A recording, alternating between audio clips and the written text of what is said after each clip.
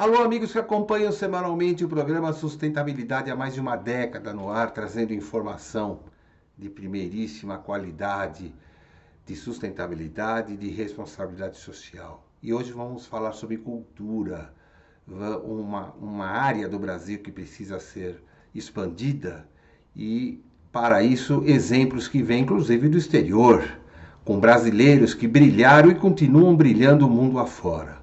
Nós estamos falando do grande mestre Robson Miguel, amigo construído nessa jornada de décadas aqui do nosso trabalho. E aí, meu amigo? Vídeo, né? Boa noite, meu querido Roberto Mangraviti, referência de sustentabilidade não só no Brasil, como no mundo.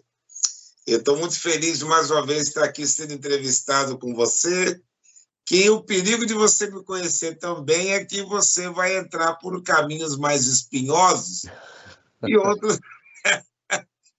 que não conhecem, às vezes não entram, né? Mas vamos à nossa entrevista. Estou muito feliz. Mais uma vez estar com você. Nós que estamos e pela nossa amizade construída nesse bom tempo de trabalho voltado à divulgação da cultura no Brasil. Bom, Robson, você, desde menino, né, é um virtuoso do violão, e isso se comprovou quando você residiu na Espanha e lá foi eleito um dos 10 maiores violonistas. Vocês estão vendo a imagem aí de quais foram os outros 9, alguns já falecidos, né? Lamentavelmente. E você foi eleito, então, nessa casta especialíssima de instrumentistas, mestre do violão, onde se adquiriu o seu nome, basicamente. Fala como foi aquele momento, como é que era o momento cultural da Espanha, do violão, a terra do violão. Fala um pouco sobre esse cenário. Bom, eu vou entrar então em detalhes, porque você é uma pessoa muito detalhista. A data histórica da minha ascendência na terra do violão, Espanha, foi no dia 9 de dezembro de 1991. Eu, então, como contratado da TV espanhola, RTVE, quem proveu o meu lançamento a nível nacional, por sinal, selando com um CD chamado Som Brasil, Dos Manos e uma guitarra, 2 mãos e uma guitarra. O que ocorreu é que este ano de 1991 era um ano inteiro de festas e comentários na Europa, principalmente Espanha, porque completava exatamente 500 anos de que a rainha Isabel, do Castelo de Segóvia, onde eu estive lá, tocando no Teatro de Segóvia e regendo a minha orquestra, enviou, então, Cristóvão Colombo para a América, né? Em 1492, algo né? bastante inusitado, que ele buscava um caminho para a Índia, chegou aqui, chamou os habitantes de índios, um erro que não foi corrigido. Mas, voltando à Espanha, eles decidiram celebrar de forma muito lúdica. O orgulho do espanhol é saber que o mundo todo reconhece o violão como Span Guitar, ou guitarra espanhola, que deve-se aos espanhóis toda essa projeção do violão no cenário mundial. Então, eles escolheram os 67 melhores violonistas do mundo, para cada um, dentro da sua cultura, se expressar, mostrando o quão lindo é o violão e que se adapta em qualquer cultura. Então, teve ali árabes, judeus, teve russo, teve italiano, espanhóis, enfim. E dos 10, tinha ali, como você comentou, esses destaques, né? André Segovia, estava ali Joy Paz, representando a música americana, em especial o jazz e blues, né? Estava ali também Paco de Lucia, grandes músicos. E eu realmente, vou ser sincero para você, eu residia na Espanha nessa época, não esperava que eu seria convidado. Quando chegou a carta na minha residência, que eu era o violonista brasileiro escolhido para representar o meu país, eu achei que já era uma parcela muito bem, muito bem paga, né? Eu falei, nossa, eu fui escolhido para representar o Brasil. Era Eu só ainda para me ser, perguntei. era só para ser educado, né? Os caras estavam sendo educados com você, né? Eu falei, bom, eu já estou morando aqui, talvez para ficar barato, não ter que pagar altas passagens, numa época que a passagem era muito cara. Eu cheguei a pensar, por que não Baden-Powell, né, que era vivo na época, né? Sim. Por que não levaram o Paulinho Nogueira, o João Bosco, um outro violonista? E eu fiquei muito emocionado. E dei por aceito o convite.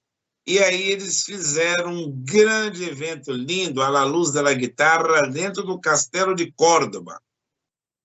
Córdoba. E eu estava ali. E eu fiz um programa que, modéstia à parte, chamou muita atenção de todos, que cada um desfilou bem o seu estilo, né? Segovia mais na área clássica, Joy Paz mais no jazz, Timo Tebar mais na música árabe, né? Paco de Lucia mais no flamenco, cada um na sua.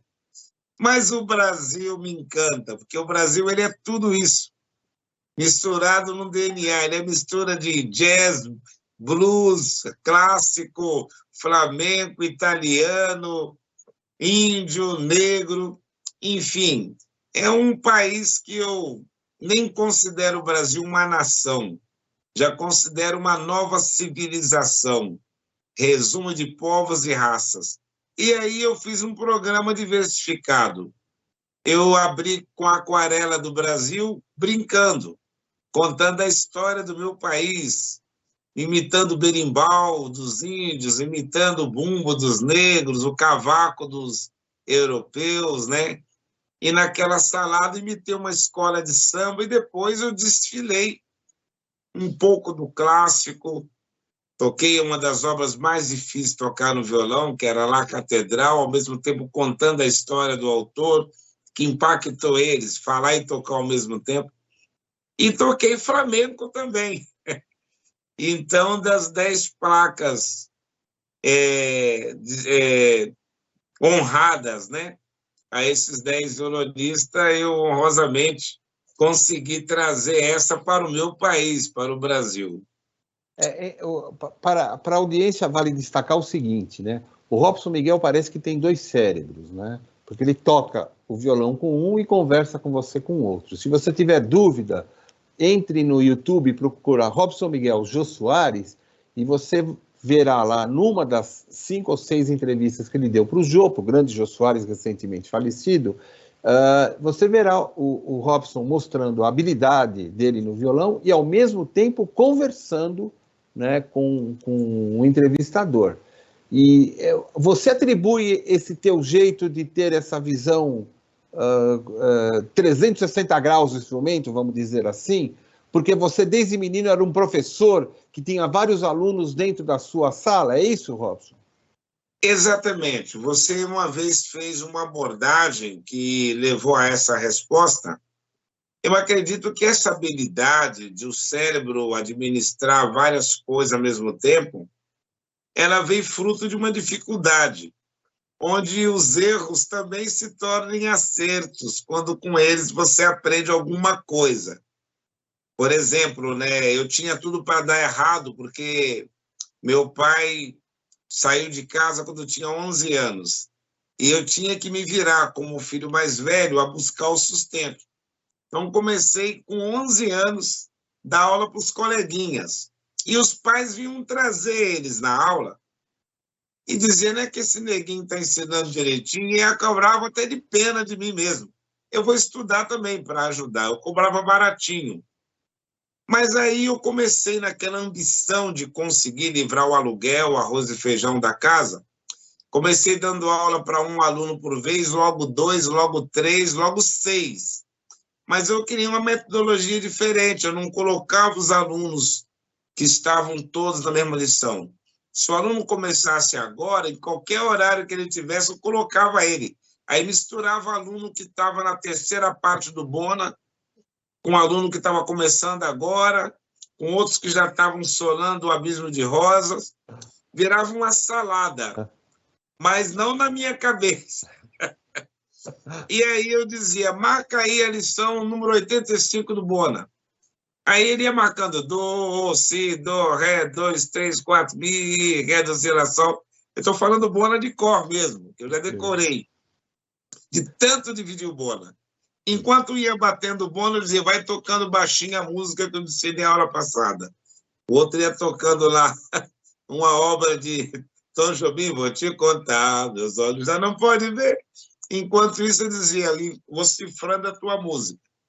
Aí o cérebro ficava ouvindo a divisão de um lado, o outro tocando wave e a cabeça marcando os acordes de outra música. Aí foi pegando essa habilidade. Me tira uma dúvida, Robson. Você tem ouvido absoluto, né? Sim, sim. Inclusive, também recomendo à audiência que entre também no YouTube e assista o programa Esporte Motor, Esporte Espetacular. O Robson Miguel coloca lá o nome e você verá o Robson identificando dentro do automóvel o tom dos ruídos. O entrevistador bate a porta, ele fala lá, sei lá, lá menor, toca a buzina, ele fala mi, tal, e ele vai matando a pau essa loucura de... Até eu me lembro de uma vez que você falou, preciso consertar essa goteira porque esse mi aqui fica me incomodando, ficava pingando na sua cabeça, né? A pergunta é o seguinte, o ouvido absoluto, ele se expande com esse cenário em que você é obrigado a conviver com vários aprendizes e músicos junto? Como é que é isso? Olha, eu considero que tem pessoas que o ouvido dele não é muito sensitivo à música, que é aquele cara que canta desafinado porque ele não consegue fixar nos tons exatos de uma escala. Existe aquele que, apoiado por um instrumento, vai adestrando a voz ou mesmo o ouvido e vai conseguindo aprender, dominar um instrumento, nem que seja olhando nas cifras no começo, até ele conseguir tirar de ouvido. Tem outros que nunca entraram na escola e logo de cara já sai tirando até a segunda voz numa música sertaneja, sem tocar instrumento nenhum.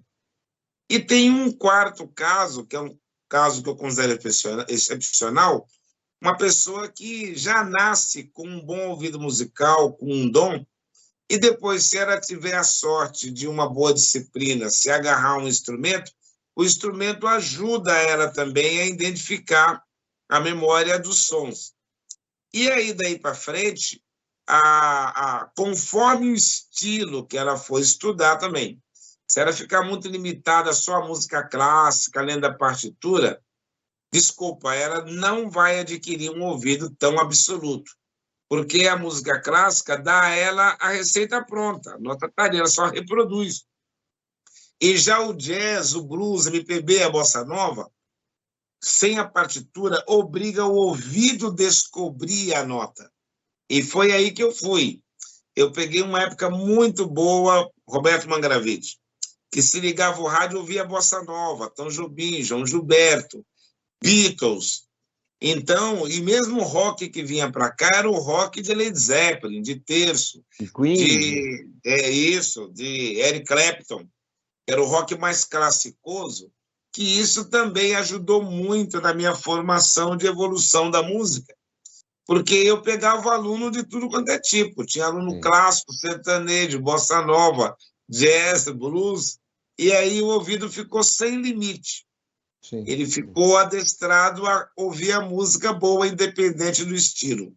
Eu acredito que isso me ajudou muito, por isso que ultimamente está sendo mais difícil encontrar pessoas que têm ouvido absoluto, que até aqueles que nasceram com ouvido privilegiado, infelizmente, não estão encontrando um ambiente cultural, musical, para treinar. Praticar, sim. Como é que ele vai praticar um ouvido absoluto ouvindo isso que a gente ouve nas rádios? Sim, né? A batida do funk sem parar, né? O cara não consegue expandir, mas é óbvio, isso é óbvio demais, né? Em todas as frentes da cultura, né? Se o cidadão não lê Monteiro Lobato... parênteses aqui.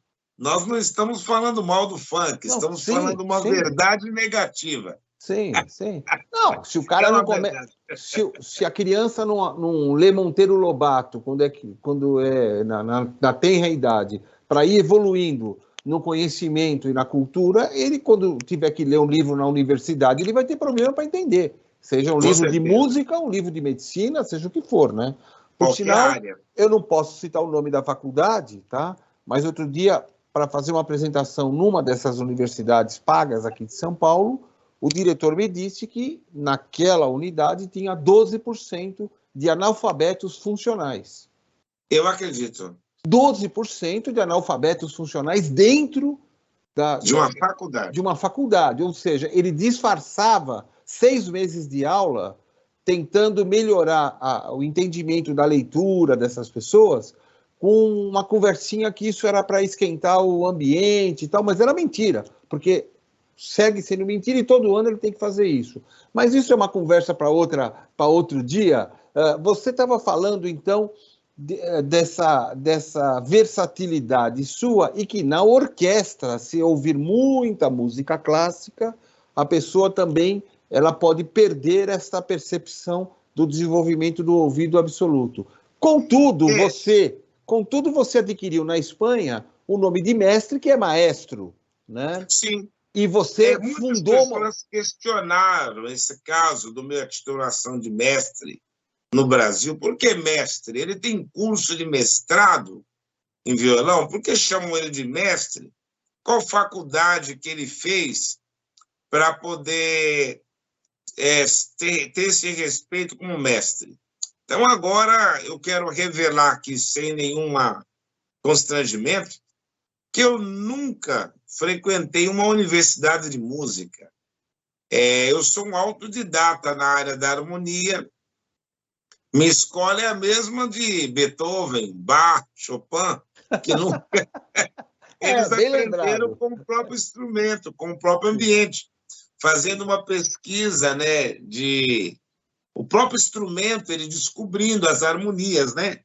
Então, se perguntar qual universidade que Bach estudou, Beethoven, Chopin, a mesma que a minha, a Universidade da Vida, ouvindo Tom Jobim, tentando tirar as músicas de Irmão dos Reis de ouvido, descobrindo desencadeamento, sem dúvida que o conservatório me ajudou, pegando muitas informações por fora de livros, né?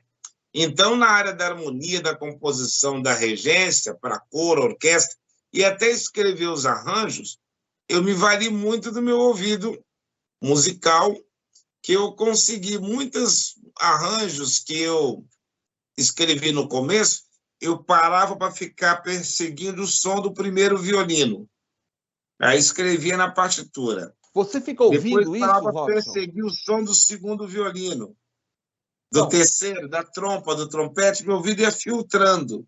Hoje é o contrário, não preciso mais Desculpa te fazer isso. interromper, Robson. Desculpa te interromper, mas assim, quando eu já vi você escrevendo no chão, tem várias tiras de papel, né?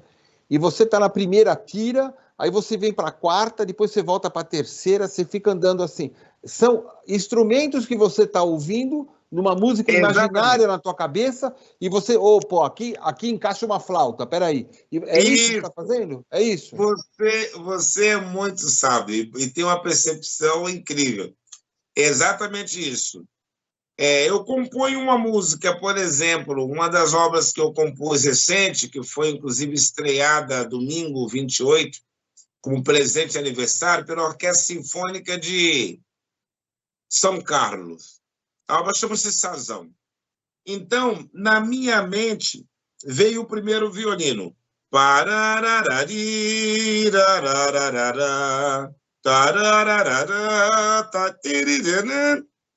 Enquanto eu fazia o violino, minha mente pensou numa trompa fazendo.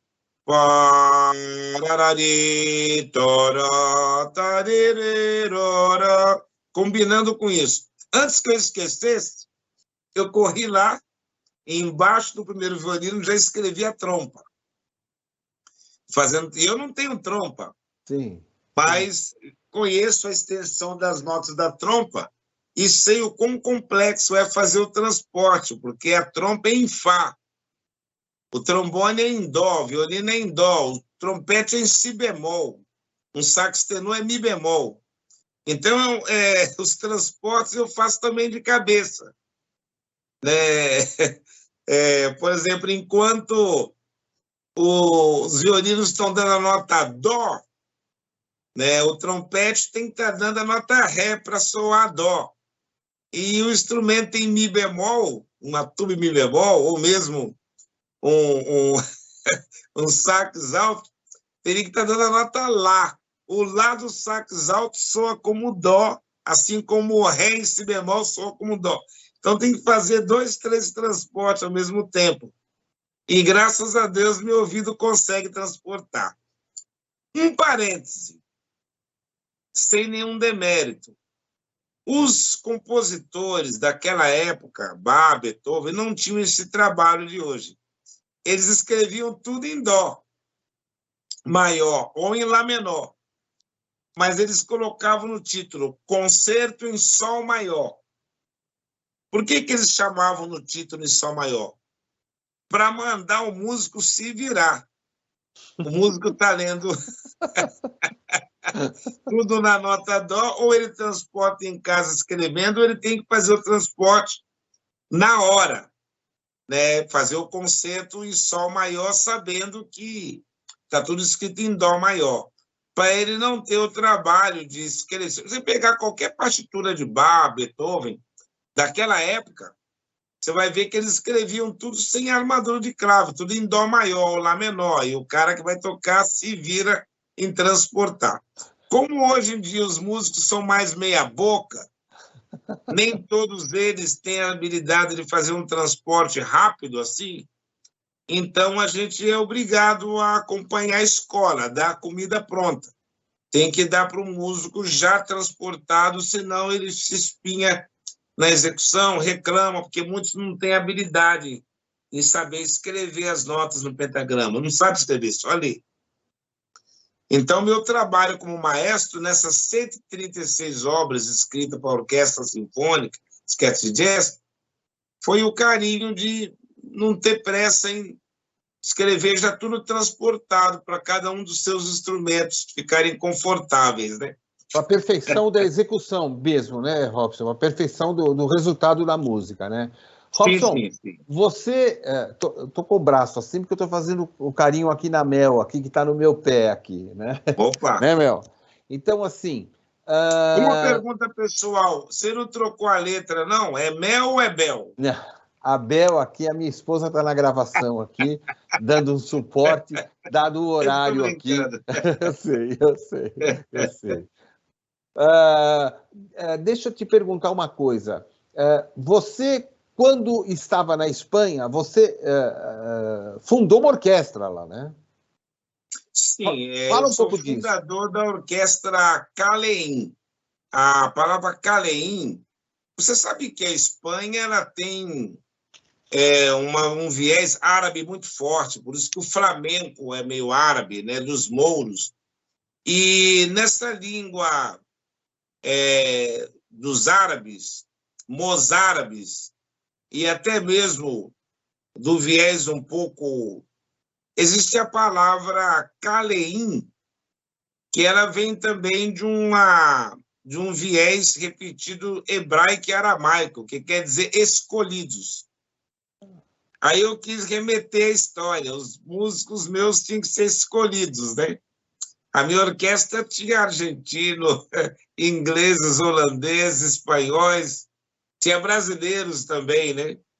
Essa orquestra não tinha patrocínio. Eu fiz um projeto muito ousado de mandar fazer uns cartazes, maestro do Brasil, na Espanha, você busca músicos para a formação de uma orquestra sinfônica. Em Madrid, isso. Eu mesmo saí colando os cartazes, em 1991. Eu aproveitei o bom nome que eu consegui com a televisão espanhola, de ter sido lançado em 9 de dezembro de 1991, e saindo muito nas televisões, né? E eu disse que eu já era maestro aqui no Brasil. E aí eu peguei esses cartazes, saí colando nos conservatórios, escolas, centros culturais, igrejas, todo lugar. e coloquei o número de um telefone. Na época não tinha redes sociais, né? E nem celular, né? Aí eu peguei um espaço muito interessante de uma organização chamada Remar e pedi autorização para usar a sala da Remar para poder fazer esse projeto. E aí, eu estou rindo porque no começo os músicos, muitos estranhavam, chegavam lá e achavam estranho um maestro escuro, né? A nossa amizade não permite. Um belo negão lá na frente. Um negão, Quem né? é esse cara? Teve Quem é músico que me confessou que ele voltou, que ele desceu a escadaria, viu que era o negão.